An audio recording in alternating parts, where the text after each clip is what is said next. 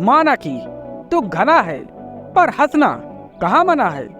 मैंने सुना एक जगत गुरु शंकराचार्य अपने 2 शिष्यों के साथ दिल्ली से फिरोजपुर जा रहे थे।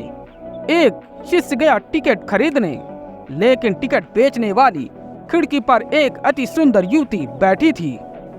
ब्रह्मचारी शिष्य के चित्त की जो गति हुई वह तुम समझ सकते हो। लार टपकने लगी, घिघी बंद गई, इधर उधर आंखें करे, मगर लाख इधर उधर आंखें करो, आंखें वही जाएंगी जहां भीतर वासना धक्के मार रही है। बचना चाहता है, मगर जिससे तुम बचना चाहते हो उसी पर अटक जाते हो। भला चंगा आदमी लेकिन गड़बड़ा गया। वह फिरोजपुर का टिकट लेने गया था, लेकिन स्त्री के सुंदर उरोस देखकर बोला, उरोसपुर के टिकट के कितने दाम। जब मुंह से यह उरोसपुर निकल गया तो पसीना पसीना हो गया, लौटकर आ गया। जवाब के लिए भी नहीं रुका। अपने गुरु को आकर कहा कि मुझसे बड़ी भूल हो गई, मुझे क्षमा करे, मैं नहीं जा सकता टिकट लेने।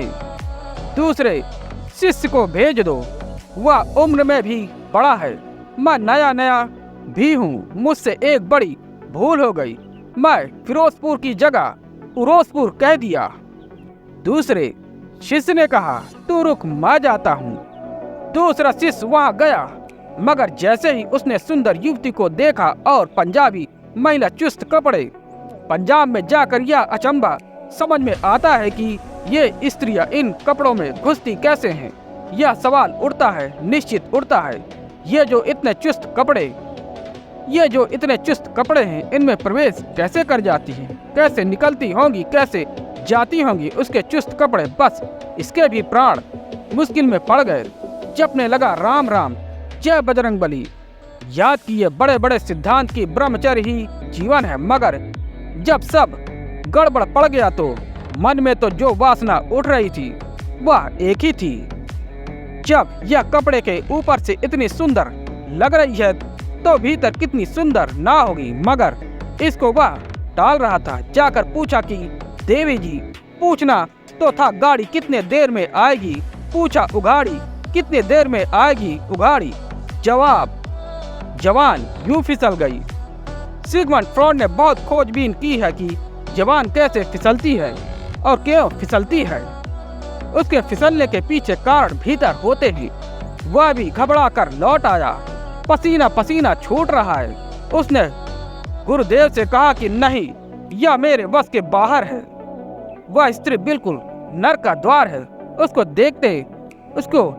देखने से ही आदमी नरक में पड़ जाए, बड़ी खतरनाक स्त्री है। जगत गुरु ने कहा, तुम रुको, मैं उसे ठीक करता हूँ। जैसे जैसे पास पहुँचे ये 2 शिष्यों का जो अनुभव हुआ था, इससे मन में एक जिज्ञासा भी जागी थी कि मामला क्या है। जरूर कोई स्त्री बिल्कुल अप्सरा होनी चाहिए, कोई मेनका, कोई उर्वशी, कि मेरे शिष्य लंगोट के पक्के, इनको क्या हो गया है। एकदम मात खाकर लौट कर आ गए तो बिल्कुल अकड़ कर गए, बड़ी उखाड़ू फटकाते गए, क्योंकि कहा जाता है उखाड़ू जितनी फटकाओ उतना ब्रह्मचर्य सधता है।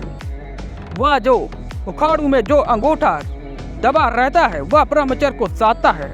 ऐसा हिंदू धर्म की वैज्ञानिकता को खोजने वालों का कहना है कि पैर का अंगूठा जो पकड़ता है खूंटी को उखाड़ू की, बस उसको पकड़े रहे खड़ाऊ को कि ब्रह्मचर्य सदा रहता है। खूंटी छूटी कि सब गड़बड़ हुआ, सो जोर से उखाड़ू बजाते हुए खूंटी को बिल्कुल संभाले हुए, मगर जितना संभालो उतनी गड़बड़ हो जाती है। और क्रुद्ध भी थे कि मेरे 2 शिष्यों को डावाडोल कर दिया, तो जाकर ही टूट पड़े उस स्त्री पर कि तू नरक में सड़ेगी और शैतान तेरे स्तनों को इस तरह से मलेगा। उसके स्तन मलकर बता दिए। तब होश आया कि यह मैं क्या कर रहा हूँ, मगर वहाँ भीड़ लग गई कि जगत गुरु आप यह क्या कर रहे हैं। जब कर ही चुके तब पता चला